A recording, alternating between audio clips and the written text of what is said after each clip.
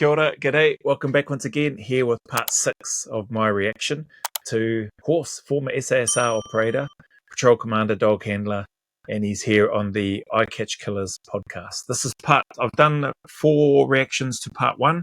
This is part 2, but for me, just combining them all together, this is part 6 in total in terms of the number of reactions I've done to Horse. So let's jump back in.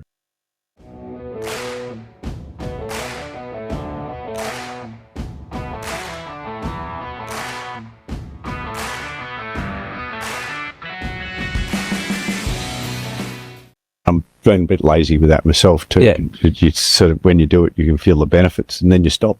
Well, I got to the point where I was thinking I had to meditate every day, and it became obsessive to the point where it's causing me stress because I hadn't meditated and there wasn't enough hours in the day. But now I use it as a tool when I need it. I can take a step away and do it. But I take on board what you're saying when you're at that heightened level, and how do you get rid of that? Yeah. But winding back, you could imagine people growing up on the streets.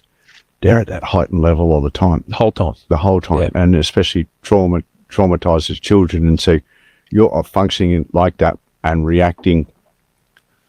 You're not playing things out, like sorting things out in your brain. They're just a dog eat dog kind of mentality. And then that just gets a flow on, and that's how they live. And so this will allow, for recidivism, or anybody, so you don't have to be a copper or any first responders or special forces. It's got application for kids that have had traumatic childhoods, and or even anybody that's just suffered from violence. Will help them lower that and give them a bit more space to take stock of their life and or make better decisions on the spot. The chaos that you could have caused if you didn't get yourself sorted out. Yeah, well, I was going to die. Yeah. There's no two ways about it. And so that was where it was going to end. And so die by misadventure or die by your own hands? Well, I didn't have any suicidal ideation, really, but, misadventure or just shorten your life significantly through bad habits and just dumb stuff. Yeah. And then, and I guess, even if you're just living in that space, that itself is killing yourself, because you have a look at what I have achieved and then what I was becoming. Yeah. That's a death, metaphorically speaking. Man, it's sad for me to know that somebody who I consider a friend was going through that. It's great that he's not in that space now. As I look at him and as I listen to him and hearing him be so open around where he was, and like he said, the things that he's achieved, not in a boastful manner. He's just like, man, I can do this stuff. So that's been awesome. That's awesome to see and to know. But also it just reminds me of why I instinctively just started. I don't know if it's instinctively. I think I probably add the messages at the end of my videos for dual purpose. One, hopefully it helps or lands on the ears of somebody that might need to hear it at that time. And 2, as a reminder for me, to remind myself that it's okay to not be okay, that just keep persisting, stay as disciplined as I can, stay consistent, stay patient as and when I need to, and just keep chipping away. Like it's not all over. And as long as we want things to get better, which I assume Horse wanted things to get better, he didn't want to stay in that place where he was. Like, we can do it. And maybe not all on our own. There's likely people and points of reference that we could think back to of people that helped us or helped you and I navigate our way through. But it just shows that it can be done, though, if we want to. Anyway. You've got to say no to some things, because sometimes you can dig yourself into a hole by keeping yourself too busy, and you don't work on yourself. That's something to be mindful of. Can we? It sort of leads well into the Royal Commission into Defence and Veteran Suicide. Yeah, what we're talking about here. That was a Royal Commission that ran over the last couple of years, and I think on the back of that Royal Commission there was 122 recommendations that came out. I know you've had a look at that and you're curious about it. What's your takeaway from what we learnt from the Royal Commission? I think there's no surprises there. Yep. And there's a lot of people in defence have experienced all of this to one degree or another. And what led me down that pathway was the film. All the issues that we raise pretty much encapsulates all of your findings. And I think there's, with the film, we could really capitalise on that and bring it to the fore. And that's, I guess that's how we became connected as well, because I started chatting to Simon, who knows you, and I go, there's this correlation here with everything, and with my issues as well. I'm one of the lucky ones because I'm still alive and coming out the other side. But, you got a lot of people who got one mate who's killed himself as a result of the investigations. He's put through the ringer, and he went in a flat spin out to sea and never recovered. And so, how many are there? And living. Even if they're not killing themselves, they're just living a lesser life than they could. Yeah, and it's sad to see someone that's been living a good life and all of a sudden just let it destroy themselves. Yeah. And so, with that, I was sort of looking, okay, what can be done? And I don't have a lot of answers. I don't have any answers. Do you think, you go through basic training, they break you down and teach you to be a soldier? Yep. And then when you leave the military, they don't invest as much time making you be a civilian, like as in leaving. I think, is there a space there to make the transition easier? 100%. And I think that was one of the recommendations is that third party or the independent body to monitor that, because I think they're just ticking boxes on the transition. So as you said before, I got a private pilot's license, which I did while I was in the military, and I was investigating. Well, how about you help me get a professional pilot's license, and I got a career? Yeah, I've already got the runs on the board, so to speak, showing an interest. But there was nothing. I love what Horse is mentioning here, and his honesty too. Like, it's hard to have answers. I haven't seen the 122 odd recommendations to go through it, but what the host was talking about, almost instantly, that's one of the things that came to mind for me. So, and Horse sort of referenced it earlier in one of the earlier reactions that I did of his. He talked about a soft landing when he transitioned out of the regiment and he went to the UAE, and he was there in a similar sort of environment with guys that he knew, a lot of them similar sort of backgrounds, if not identical backgrounds, and then training their capability for their soft teams. And him having that soft landing, so to speak, I like that term, because it meant that he wasn't straight out on his own. He wasn't straight out isolated on Civvy Street, fending for himself in a new environment, trying to fit into this. It's a whole different world. And I've touched on that to a lesser degree. But then also hearing him speak about what he did off his own back while he was serving in the regiment, getting his pilot's license, asking for help to get assistance to get a commercial license or whatever it is, like he said, so that he's got a career. And you know what? Him saying that reminds me, clearly, I remember speaking with him. We caught up, and he might not remember this conversation, but I remember catching up with him. I think I was out of the regiment by then. Yeah, it was. I was out of the regiment. We were helping out, or he was assisting us and our team with the Fremantle Dockers. And we were just having a conversation, and he made a lot of sense. He spoke about, because there were a few other guys that had gotten out, a couple of guys that got out, I think one or two that might have been on his cycle. Another guy who I know is a great guy as well, Trems, I'll just mention his part of his surname. But he's an awesome dude. But I think him and Horse were in the same selection and cycle. And I think he got out either straight after being badged to go work the private security circuit to make some money. Fair enough. And then he came back to the regiment. And I think there might have been a few other people, and it wasn't going down range too well for the regiment because they were losing, people. And especially if you're losing somebody who's literally just finished cycle and been badged and then heading off and then coming back. But Horse's take on that, I remember him speaking with me, because then by that stage I'd already finished up a few years doing that sort of work. He's like, mate, he goes, I reckon, he goes, I'm supportive of it. This was Horse speaking, still as a private trooper. just sharing some of his personal thoughts, essentially saying that he's in support of it, which is cool. Not just for the fact that, guys want to try to get ahead, and if that's an opportunity which helps them achieve that, then cool. But also from the perspective of they go away, they do that in terms of the private security sector. They're working in and out of places where the unit and regiment's likely going to end up, so Iraq, Afghanistan, all that sort of thing. Looking after television media, but getting this experience, this lay of the land, this visual perspective, the cultural interaction, the sense and feel or the pulse of what certain areas are like, more high risk than others, and or lesser risk, more permissive environments type thing.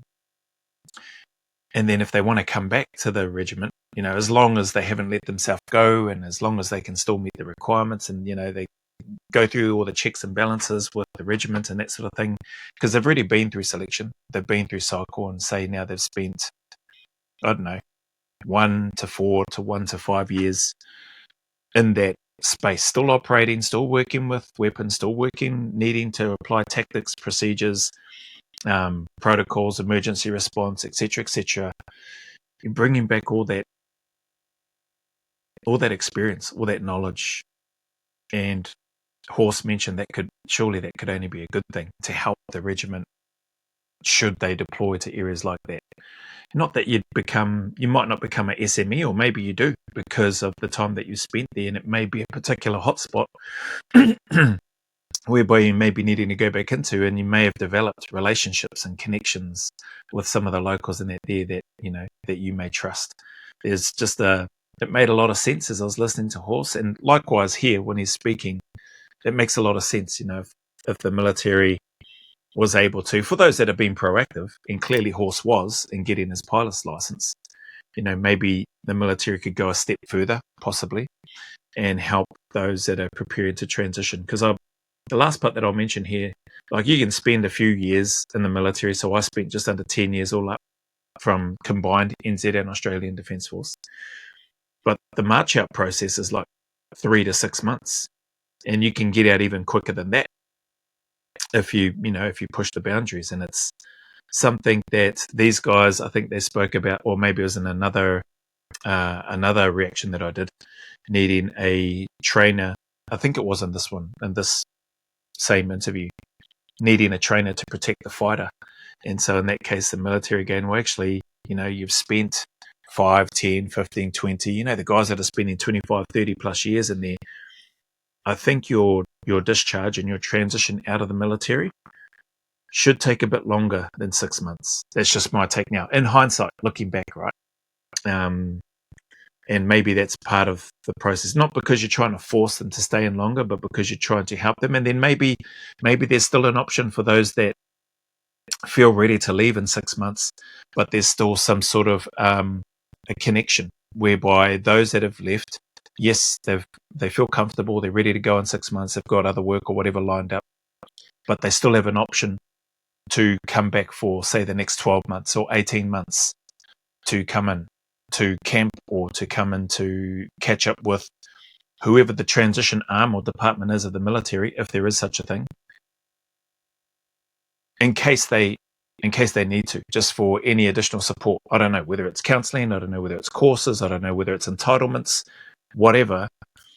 I think there should be something, if it hasn't already started, and if there isn't already something in place, looked at to provide a longer transition period for those that have been in the military for a long time. Because you think about it, 10, 15, 20, 30 plus years, like, I'm willing to bet there's a level of institutionalization that happens. It'd be pretty well, not similar, but almost similar to a degree of those that spend that sort of time in prison, and then expecting them to come out, all of a sudden they're released one day.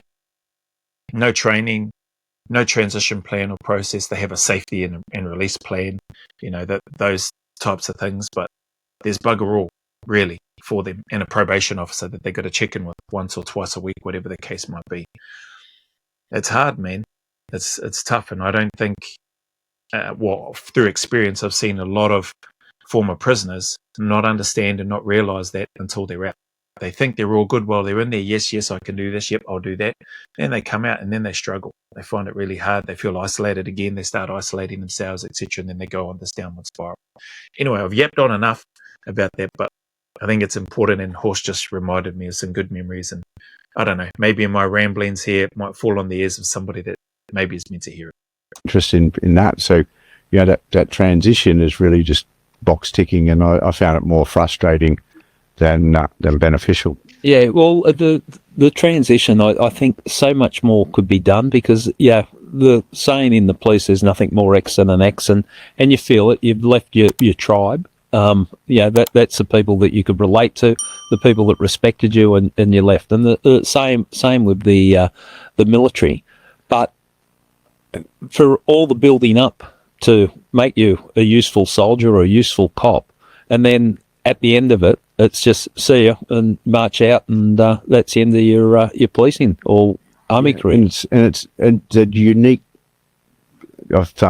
factors of the service which you've identified is you leave all of yourself at the door, and then you just totally invest yourself. In the old army recruiting, it's more than just a job; it's a life, and it is. And we see in the film, the families are all part of that, and you are that's your whole network and your whole group. And then to be taken out of that, well, we know we evolved from hunter-gatherer tribes, and so when you're kicked out of the tribe or removed from the tribe, that's a death sentence. And so that really needs to be nurtured and managed a lot better than what we are doing. And we know the effects of all of that, and we've seen it time and time again. And you've got all the findings of the Royal Commission, and it's okay. So what? Come home to HelloFresh, because nothing beats dinner time. Yeah. Well, it's about. I do feel like as well that there's a large part of that. So as much as seeking for and asking and saying this idea in terms of potentially getting more help or more support, even as the host mentioned, for me anyway, there's a large part of that I or we as a former soldier have to take the bull by the horn, so to speak, grip ourselves up and be proactive and stay as positive as we can. And I think that applies to anyone, anywhere, regardless of the job, but first responders probably in particular as well. But from just speaking purely from a tunnel vision soldiering perspective, and myself as an example, not as an example of what to do, but as an example based on my experience, I think there's a large part of that self-drive doesn't end, for me anyway, it doesn't end just because I've left the military. It doesn't end just because I chose to discharge and leave the regiment. That determination and self-drive, I had it to get into the unit. It's up to me to maintain it. I could by rights, I could lose it just by not exercising it, through giving up, through being depressed, being down in the doldrums, so to speak. But it's on me. A large part, if not, 99.9% of that, I think anyway, is on me to stay positive, to maintain the drive, stay consistent, stay disciplined, and look for and work towards achieving that next thing, whatever that is. Anyway, that's my take on that piece. But having support would be great. At doing stuff and leadership, people would say, you spent so long in homicide, how'd you survive? And it wasn't going to the homicides that caused me drama. It wasn't the horrific scenes or chasing the crooks. It was leadership that caused me more frustration than anything in the police. And I get the sense, speaking to military guys, there's a lot of similarities there. 100%. And it's that administrative violence, I think, is the term that you coined. Yeah. And we've all experienced that, and we see different interpretation of the rules and just using it against people, that basically the hierarchy are responsible. And once again, you get into the Defence Force, and then you have this trust in the system, and you hand over all responsibility to the hierarchy for your destiny a lot of the time. And they have a really unique responsibility, or there's that duty of care, and that duty of care is not being exercised by them. We see, with our case, with your case, oh, you get thrown under the bus. Yeah. And then sat off to the side and isolated, and they don't give a shit. Well, I suppose, like with my case, I'm getting judged on how I investigated the abduction and suspected murder of a 3-year-old child that we still haven't found. What do people want me to do when I'm investigating that? Just walk up to people and say, "Hey, have you done this?" And they say no and move on. Like, yeah, that's what frustrated me. Everything that I did in the investigation supported above, but when it blows up and there's some complaints or allegations, it's everyone just distance themselves. And I thought leadership was about, I led in the police, and I'd like to think that I tried to be the best leader I could, but I would look out for people under my command. That's awesome to hear. And I agree, that's the things that leaders should do. Look out for and protect the people that are under your management, under your care. There's a saying, I can't remember who said it or where it originated from, but what is it? Managers blame others for failures and take credit for success, and leaders blame others for success and take the credit for failures. Something like that. Words to that effect anyway. I probably butchered it completely. But those words and the meaning of that have always stuck with me. Having had the privilege to try to lead people and be in those situations of trying to bring people on that same journey and be aligned together and building that trust.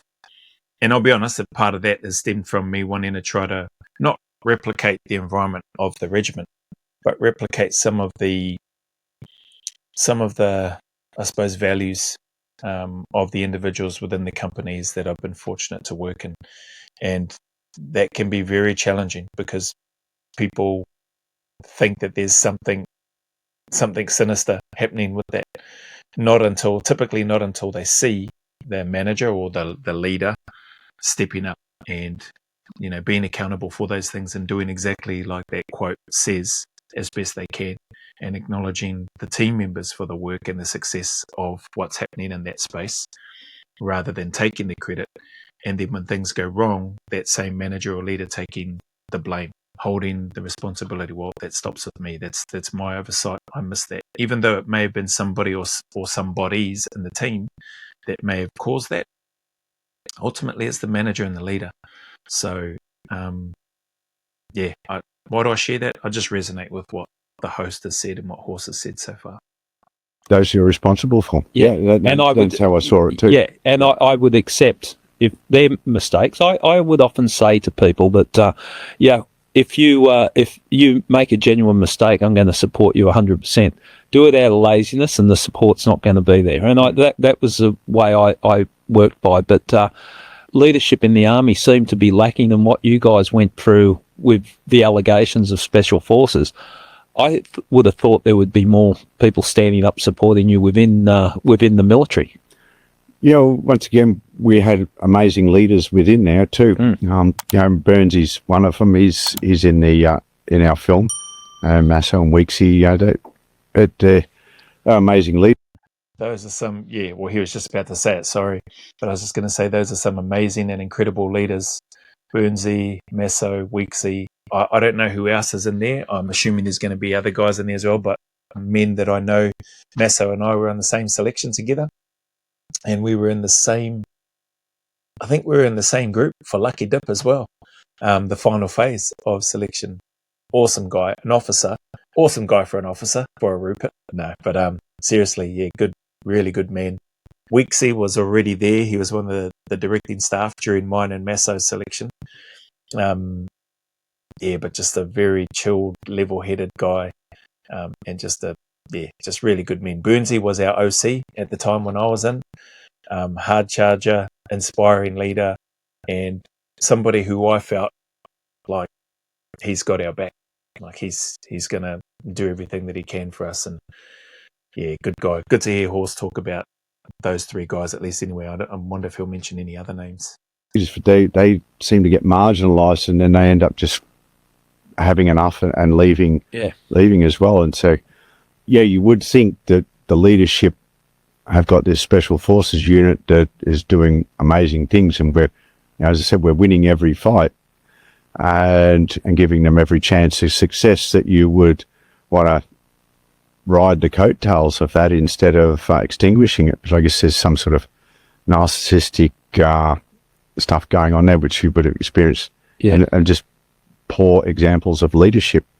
And so, yeah, when there is rumours of something going wrong, then they just kick you to the curb and actually put a blanket allegation, perception of on everybody, and yeah, it just doesn't really make sense, because at the end of the day, they are responsible for everything that goes on under their command. Well, I think that's the part that has always gotten me, is the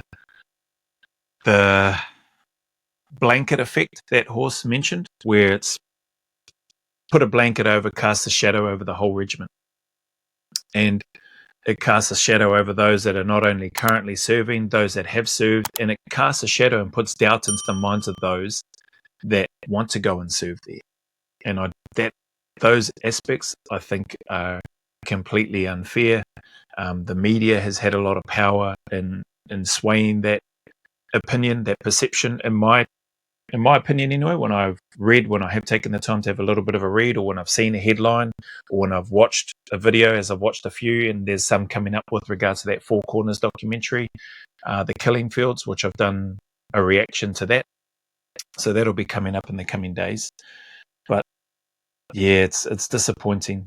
Sad to hear that what Horse mentioned, that those three guys, Burnsy, Masso and Weeksy, to the point where they maybe felt marginalised and then just had enough and left. Man, if you're going to lose good leaders like that from your regiment, that's not a good look, not a good sign. Anyway, I'm going to wrap this one up here, just looking at the time. But yeah, grateful for your time and for your support. Really enjoying this conversation between Horse and the host of the Eye Catch Killers show. Sorry, I still don't know his name. Bloody rubbish, eh? I need to get onto that. Disappointing too. I mean, I don't know this guy's story with regards to what's happened or happening with him, but hopefully that gets sorted out. Seems like, again, a level-headed, genuine type of person and police officer. I don't know if he's still serving as a police officer. Maybe he's finished now as well. But it just goes to show that sort of stuff can happen when things are good, and the sun is shining and the roses are blossoming. You know, all those leaders want to be, yeah, look at me, look at us, look at what we're doing. And then, you know, sadly, when things go wrong, those same individuals don't seem to have the courage or the blink and the nuts to stand up and go, hey, I'm still with these guys. Just want to ride with them when things are going well, but when things don't look well or seem a little bit off or whatever, instead of doing their own investigation, or instead of staying true and staying by those people that have been there, that have helped them in their profile, no doubt. Like Horse has said, in this guy, they seem to be sort of outcast, kicked off to the curb, which is sad, disappointing. Anyway, I've taken quite a lot away from here, and I've rambled on a lot during this as well. Sorry about that. But hopefully you've taken some stuff away from what they've shared, maybe from what I've babbled on about with my interjections in this reaction. But just want to say thank you for your time and your support if you've made it this far. And as always, the message is always the same. Any difficulties or challenges that you may be going through, whether this is a reminder for you, and or maybe it's something that you might want to share in your own way with somebody who you might know who may be going through some challenges and dark times, man, I just encourage you, maybe we can encourage them to keep turning up, to keep staying in the fight, to just put one foot in front of the other and take one day at a time, to be a bit kinder to themselves or to ourselves, to speak to ourselves in a way, as one of my supporters on the channel has shared, as if we were speaking to a loved one or a friend and trying to encourage them. Just know that the sun will shine again, that there are better days ahead, and those better days are closer than you and I think, and that there is a light at the end of that tunnel. No matter how long, dark, lonely or miserable it may seem or may appear, there is a light at the end of it. Things will get better. You are not alone, and just keep fighting, keep sticking at it. As always, go always a little further. Remember, who dares wins and who cares wins. And until the next video, there's a big mana wave coming from me to you. filled with my aroha, respect, appreciation, and gratitude for you all.